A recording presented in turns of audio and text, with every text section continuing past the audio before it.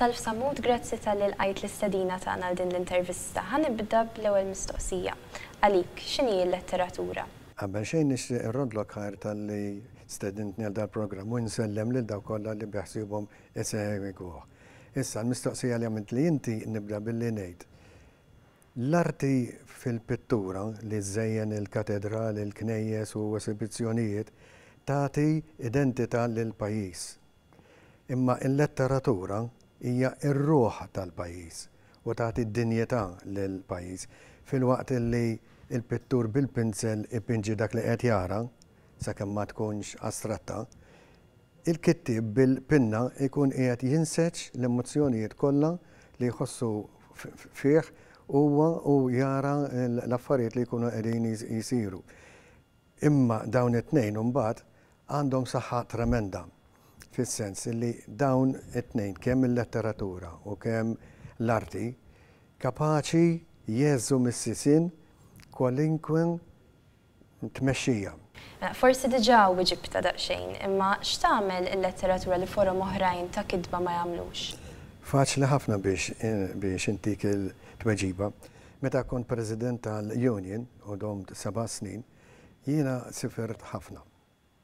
U sifirt ma' 28 pajjiż, mhux belt, pajjiż. Xkull pajjiż hemm il-bliet.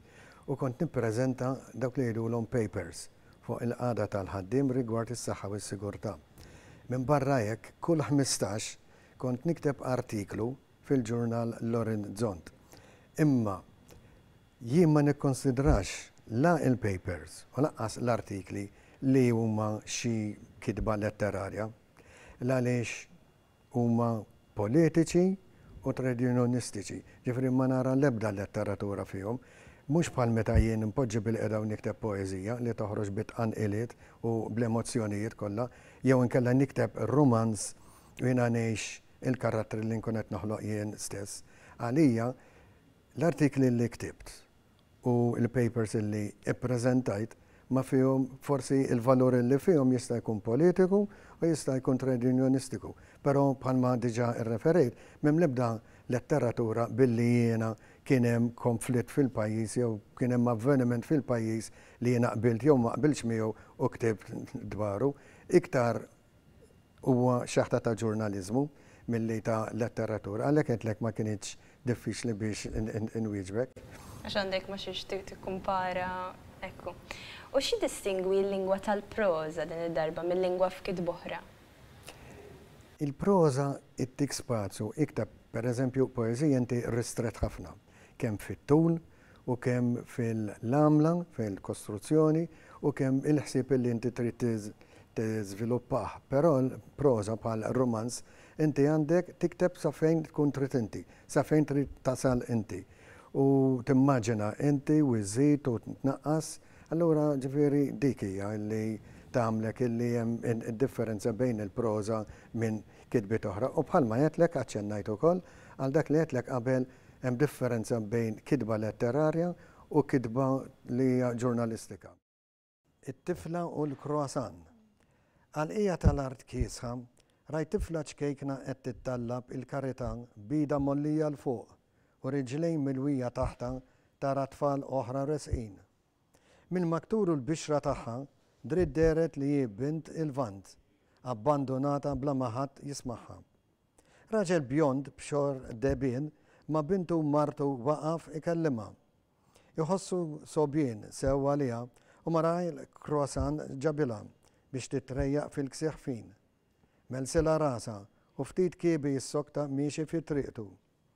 It-tifla bint il-vant baqgħet fl-art għal-qija kiesħa, tnaqqar croissant mixtri lila minn bniedem li ħass kompassjoni lejn vittma mingħajr ħtija f'ħajja kiefra li ma tarafx drittijiet u kompromissi. U apart il-proża inti ktibt ukoll poeżiji. Kif tagħżel bliema ġeneru se tikteb? Il-poeżiji skont kif joqtuni dik il-ġurnata. U poeżiji għandi madwar b'kollox, ġifieri, poeżiji ġenerali.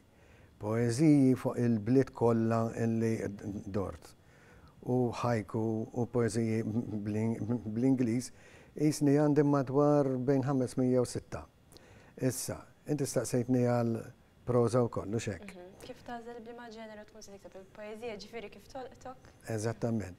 U anka l-romanzi, ġifieri, skont kif il-burdata li nkun qiegħed fiha. Nikteb, nibda, l-ewwel ħaġa nisqar miegħek, sqarrejta x'imkien ieħor int nisqarra hawnhekk ukoll. Jien m'għandix paċenzja nikteb. Ġifieri pubblikajt 12 romanz u għandi iktar. Pero m'għandix paċenzja nikteb, laqqas naqra. Ġifieri ktibt dan kollu u ktibt saġġi u ktibt novelli. Pero fl-istessin m'għandix dan is-sabar. Pero ġifieri skont kif jifettilli ktibt fuq gays, ktibt fuq romantiċiżmu, ktibt fuq abbuż, skont kif inkun dik il-ġurnata. Pero mbagħad m'iniex kapaċi infassal skeleton ta' ir-romanz. Nafx irrid ngħid, naf fejn irrid nasal, ngħid pereżempju mela ħan nikteb dwar hekk. Fil-waqt li qiegħed nagħmel hekk fil-kitba inbiddel ukoll. U jiena nirrevedi ħafna. Interessanti li qed tgħid li m'għandekx sabar tikteb. Allura x'inhu l-proċess tiegħek ta' kitba li m'għandekx sabar speċi ta' tikteb eżempju ħafna f'daqqa jew. Ħanejdlek skont il-burdata wkoll ġieli nagħmel nofsija inqum imur nagħmel xi ħaġa oħra. Mbagħad narġa' ġifieri tgħidli allura il-flow of thought tkun qiegħda hemmhekk hija, ġieli nkollu għaddej ngħid mela din issa rrid inkomplija hekk. Pereżempju l-qari ġieli jkolli 3 kotba f'salt naqra ftit minn dan, naqra ftit mill-ieħor u hekk. Forsi stramp, l-afonja incidentalment ktibt romanz ir-raġel stramp, forsi. Jien Sintja pa, dak kien kull ma setet lissen, le m'intix Sintja, alleluja, iħares fis-sleja. Iva pa, jien Sintja, it-tifla tiegħek reġetija. Missiera xenger rasu bil-qawwi u għalila le, Sintja tiegħi isbaħ minnek. Sintja nfaqet titħak kemm tiflaħ u dlonk weġbitu, galantob, grazzi tal-kompliment, tassew onorata. Baqet ħares liħ u titħassru u fl-istess ħin titnikka tal-fatt li missiera ma kienx qed jaraf lill-istess bintu. Sintja kienet tiftakar żmien ieħor, żmien meta kien jiġi lura mix-xogħol u jerfaħħa f'deraħ sodi u jollija fl-arja u jitlaqa biex jerġa' jaqbadha waqt li jitfaqqa d-daħk. Żmien meta kien ifissida fost il-kritika ta' omma li bil-ftit tiegħu kien se jħassarha. Żmien meta kien iġorra miegħu kullumkien u jixtrila ċejċiet li kienet ħobb. Żmien ta' meta kien joħodha titbandal u jieqat ma kienet tejja jew tiddejjaq, mhux bħalu. Żmien ta' meta għalija kien il-kavallier li dejjem jaqbeż għalija meta huwa kien jinkija iż-żejjed jew li jala għajnieħ għal xi tgergira tomma. Żmien ta' meta bdiet titfarfar ġmiela u hu bil-mod il-mod ma baqax jilab magħha bil-lob tal-idejn. Kienet ħadet għalija li ma baqax jilab magħha hekk, imma dak iż-żmien kienet għadha moħħ ta' tifla bla ħażen, waqt li ġisimha kien ta' tfajla qed jiżviluppa. Meta kibret sewwa għarfet għaliex dak il-lob kien inqata', illum tħares lejh u titbissem. Wara ftit mumenti rad lil missiera jħares lejha u semmatu jistaqsija Sintja ta' mill-libela ten. Sintja ħassita emozjonata ħafna, tisimgħu jsejħilha bisimha għax dak kien sinjal li issa kien arafa. Iżda ħarstu malajr reġgħet intfiet, xorta waħda, beħlewwa kbira qantlu u mela ma nagħmillikx. Issa ħnejdok lura għall-bidu. Kif u meta bdejt tikteb? Ara, jena bdejt nikteb fl-1964, pero ngħidlek qabel meta kont għadni ma nafxini letteratura bħala tifel u hekk, ġieli kelli emozzjonijiet li rrid nisprimihom kemm ta' dwejja u kemm ta' fer. Ma konx naf kif, ma konx naf li dik isejħula muża. Mbagħad fl-1964 ħlomt li ktibt ktib u bdejt nikteb il-poeżiji. Mbagħad komplejt għaddej sal-1974, bat ma nafxala ġara xi ħaġa ma ktibt xejn iktar sal-1996 poeżiji, għax romanzi ktibt. Imma bħala poeżiji li mbagħad mill-1996 law bajt ġifieri għaddej. U għadek tikteb sal-lum il-ġurnata. U qed issemmiha ftit, però tidentifika perjodi differenti fil-mixja letterarja tiegħek. Żgur, żgur. Pereżempju fil-bidunet jiena kont nħobb ħafna l-istejjer ta' Edgar Allan Poe. Dak jikteb fuq thrillers waħx u hekk, u kont naqra influenzat. Però ma żmien meta bdejt nikber u bdejt nimmatura suppost, bdejt ngħid isma' dawn mhumiex reali, dawn l-istejjer. Allura libt għal dak il-ġeneru li jien nikteb ħafna romanzi dwaru, il-ħajja soċjali. Forsi anke maħabba l-element reunionistiku, allura nara fiktar kif għandi nikteb il-problemi u l-konxju ta' dak li kun qed jisir. U inti kont involut ukoll fil-moviment hawn minn letterarju fis-sittinijiet, li beda fis-sittinijiet. X'kien l-involviment tiegħek u x'fisser għalik dan il-moviment? Eżatt, l-ewwel ħaġa ifisser illi il-moviment hawn minn letterarju għata linja dritta palma ġieli qalu sħabi wkoll minn dak li kien tradizzjonali, għax qabel kienu jiktbu fuq il-qaddisin tar-raħal u fuq il-patrija kemm il-Maltin kienu għadbu żejtjali fuq it-torok u ħafna minn dawn l-istorja ta' Malta ġiet mirwija sew. Ma il-moviment mingħajr marriet joskura dak li kien sar qabel u jirrispetta. Beda ġeneru ġdid illi kien qed isir madwar l-Ewropa wkoll. Jiena ma kontx minn dik in-nukleu ta' ħassiba bħal ta' Joe A. Grima, Franz Ammur, illi ħolmu li ħolqu moviment, pero kont fl-ewwel kumitat meta bdejna nagħmlu bitu letteratura. U naf illi bħallija fejn kont qed noqgħod u fejn twilit, kont flimkien ma' Charles Colero, konna minna bitu letteratura. U tant kienet xi ħaġa oriġinali illi s-sala għalkemm ma kienx kbira ħafna intliet u jerġa' irġiel li s-soltu jkunu f'ħanut partikolari jilabu l-karti u jitkellmu ħażin, dakinhar ġew hemm ma kienx hemm post u għadu bil-qiegħda fl-art. Peress li l-laqda letterarja Maltija kienet qed taħseb li l-moviment inħoloq biex joqtolha, kien hemm dik id-daqsxejn waħda ta' eżattament. Però il-President li kien John C. Frigieri kien ġie biex jara x'qed isir, u mbagħad kien ġie għalli salf, għalli importanti poeżija jien u tinqara hawnhekk, u ġab poeżija u ħasem ukoll. Imbagħad imma li ġara il-moviment għaw mill-letterarju bdew jidħlu fih nies li ma kienux kittieba, ma kienu atturi bravi, tajbin bħal Josephine Zammit Kordina u Marian Sherry.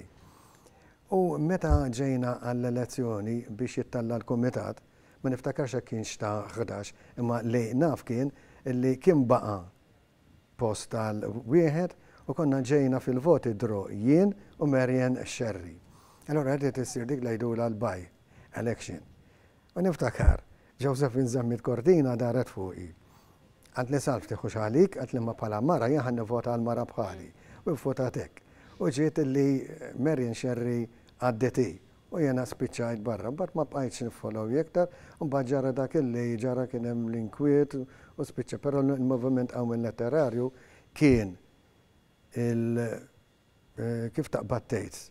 Dak li waqqaf il-mixja tradizzjonali biex illum għandna din il-letteratura miftuħa u moderna. U x'kienu l-influenzi letterari u artistiċi Maltin u anke barranin fuq xogħlijiet tiegħek? Mela, l-barranin bħalma semmejt lek Edgar Allan Poe, però mbagħad kelli lil Emily Bronte, Margaret Mitchell, Thomas Hardy u kien hemm xi ħadd ieħor. Maltin kien hemm Giuseppe Ketkuti, Giuseppe Mercer, u xaħatiħor Oliver Frigieri u kienem xaħatiħor palissa nsejt. Li semmejt l ma kollha mejtin m'għadhomx magħna, però milli għadhom ħajjin għandi ħafna li influenzawni, però mhux ħansemmi l-ħadd, ħalli ħadd ma jgħidx għaliex li ma semminix. Imma iva. U x'inhu l-akbar xkiel li sibt tul ħajtek biex tikteb u anke biex tippubblika?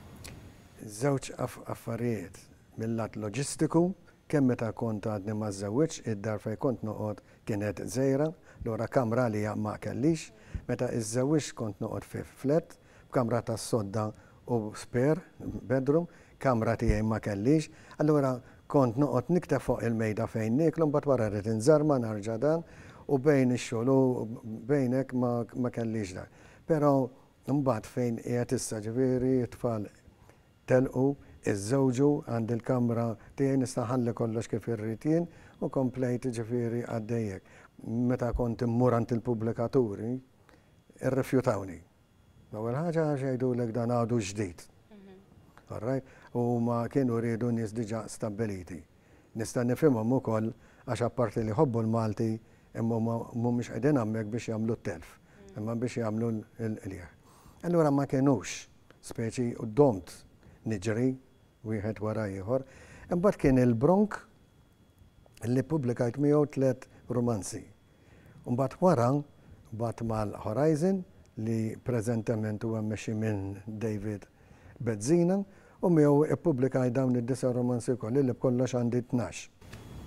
U l-poeżiji? Il-poeżiji dak imbagħad ippubblikajt 4 kollha, ma dak ippubblikajthom jien, mhux għand pubblikatur. Għax kienet diffiċli biex ninfiltra bil-romanzi, jaħseb wara bil-poeżija aktar diffiċli. Allura kont nippubblikhom jien. Għalhekk għandi 2 hawnhekk ġibthom. L-oħrajn għad irid indurhom ftit anke maħabba ortografija u affarijiet hekk. U problemi biċ-ċensura kellek? Ħanejdlek, l-ewwel ħaġa jiena nagħmel ċensura jien stess. U jekk nikteb xi sitwazzjoni illi tkun naqra senswali, pero jien ma niktibx la erotiku u laqqas pornografiku. Jiena nikteb kif suppost, kif għandu jkun. Kif qal Oliver Frigieri, il-vulgarità tiegħek ma taqax fil-ktib tal-vulgarità. Għax kien ara Sister Klara u kien ikkummenta fuqha. Issa, jien naċċetta iċ-ċensura, bħallu nsemmilek ukoll. Meta ġejt biex nippubblika x-xirka tal-Beati Pawli, Marianne Vella, u tinsemmija fil-ġid tal-Horizon, għat li isma salf, għat li inti il-qassis li għet semmi bismu, għat li nafu jħed eżatti bħalu. Għallu kull darba illi għet naħsbu, tal-għami problema xejn li tal-san biddillu ismu. Għat nisa l-istitut ta' tfal nafat fejn għettejt, għalli ma wieħed għettejt, għat li hija ċara, tal-għamela ma ċara xejn, minna namlu għawnek. U anka per eżempju fl-ADM, għat li jisma salf, għat li għandek biċċa bejn ir-relazzjoni bejn mara u mara. Għalt li jidaq xejn dan, ma jimporta xejn. Narġa ġifieri dan. Ġifieri, nista' nkun super f'ħafna affarijiet sefora, però biex nirranġa ħalli dak li nkun qed nikteb jien jiġi aħjar minix super fuq ċensura dan naċċetta, imma mbagħad ovvjament jien ma niktibx għat-tfal, jien nikteb għal adulti. U f'xi romans minnhom insejt li ma hu għamilna nota li dawn huma għall-adulti. Allura fuq ix-xandir, kemm PBS, kemm l-oħrajn kollha, ċerti romanzi ma jkunux joddu minħabba l-ħin ta' meta jkunu jixxandru. Ok. Jiġifieri b'dan li qed tgħid li temmen fl-awtoċensura. Hija nixle. Għaliex għandek tkun daqshekk imkabbar bik innifsek li ma taċċettax kritika. Sakemm il-kritika u ċ-ċensura tkun biex ittejjeb dak li għandek inti. U x'irwol għandha n-nostalġija fil-kitbiet tiegħek? Ħafna. Ħafna. Ġifieri jekk taqra r-romanzi tiegħi, issib illi hemm ħafna nostalġija anka sitwazzjonijiet li għexthom jien stess. Per eżempju, Diaspori hemm il-karattru li huwa jien. Għax jitratta fuq uffiċjaloli tal-Union, ma ċinsemmi li ma imma uffiċjaloli tal-Union li ġif konflitt li hu jaqbel mal-Unjoni Ewropea ma rridu mill-linja tal-Union ġifieri ta' xiex qed ngħid. Allura kulħadd induna li dak jien, ġifieri ma ddejjaq xejn li nagħmel hekk. U kont se nistaqsik fil-fatt hemm elementi autobiografiċi fil-kitbiet tiegħek tgħid fil-fatt. Jkun hemm hija. Issiba diffiċli li forsi ma nafx tevita li ddaħħal lilek innifsek jew m'għandekx problema li. Le mhux indaħħal li nnifsi bħala jien, jiġifieri is-sitwazzjoni tkun. Jew iddaħħal elementi minn ħajtek forsi fil-kitbiet tiegħek. Għax bħalma jgħidlek jiena fil-kariga illi kelli wkoll il-qasam tas-saħħa u s-sigurtà fuq il-post ta' x-xogħol. Allura dak tani inċentiv wara li Malta daħlet fl-Unjoni Ewropea u qabel ukoll illi nżur pajjiżi u nieħu sehem f'seminars u konferenzi u nippreżenta bħalmetlek papers ukoll, imma apparti li nkun naf il-problemi ta' ħaddieħor fil-ħin ħieles ma kontx indur biss fil-boulevards sbieħ, fl-avenues kollha wart u dwar, kont infittex it-toroq skartati, l-isqaqien, l-irkejjen, l-istabbilimenti li meta jgħalqu u nara il-ħajja reali ta' dak il-pajjiż. U kont ninnota ħafna affarijiet. U hija li f'ħafna mir-romanzi tiegħi indaħħal anke l-pajjiżi illi kont fihom, dak li jkun malar jintabaħ jgħid dan qed jgħidlek għax hu kien qiegħed hemm. X'il-mod kif niddiskrivihom turi li jiena kont qiegħed hemm u anke s-sitwazzjonijiet. U kif taħseb li dak li kien qed jiġri madwarek affettwa l-kitba tiegħek forsi fuq bażi usa anke fil-pajjiż jew fid-dinja? Fid-dinja ma naħsibx li jiena influenti xejn. F'Malta forsi minn dak illi feedback illi jkolli jien kemm fuq il-medja u fuq hekk, dak li nikteb jien tlaqa mela allura jien mhux qed nikteb la superflu u lanqas bombastiku li qed nikteb jien huwa dak li qed iħossu n-nies. Allura ngħid mela miexi tajb. M'iniex qed nikteb għan-nies, imma qed nikteb biex dak li qed nikteb jien huwa eżami wkoll. Jekk in-nies jinżilhom x'tajjeb jew kellha ħażin, mela jiena miexi fit-triq is-sewwa. Kif taħseb li żviluppat il-letteratura minn meta bdejt tikteb inti sallum il-ġurnata? Żgur, jiena palmet li bdejt nikteb fl-1964. Kien għadu dak iż-żmien tradizzjonali tal-qaddisin u tal-patriottiżmu. Però mbagħad wara l-1966-67 meta nħolo il-moviment mbagħad kien hemm ġirja sħiħa fejn illum kemm minħabba x-xejriet ta' barra li Malta m'għadix Malta Maltija imma Malta kosmopolitana għax hemm it-taħlit ta' kulħadd u s-safar li jsifru n-nies. U l-ambjent u l-influenza ta' kittiba barranin, ġifieri l-letteratura Maltija mxiet ħafna l-qudiem. L-aħħar mistaqsija, il-Malta li ngħixu fiha llum kif tara nbidlet? Ħafna nbidlet, biss anke mill-lat loġistiku, jiena noqgħod li tarfa, meta nkun nieżel u nħares madwari, nara dak il-bini abjad, ngħid dan kollu nbena fi żmien 30-40 sena ilu. Malta m'għadix Malta li niftakar jien meta nkun tagħtni żgħir. Malta llum żviluppat bis-saħħa ta' kulħadd u llum Malta hija bħalmet li kosmopolitana. Grazzi ħafna tal-ħin tiegħek. Nurodlek ħajr jiena.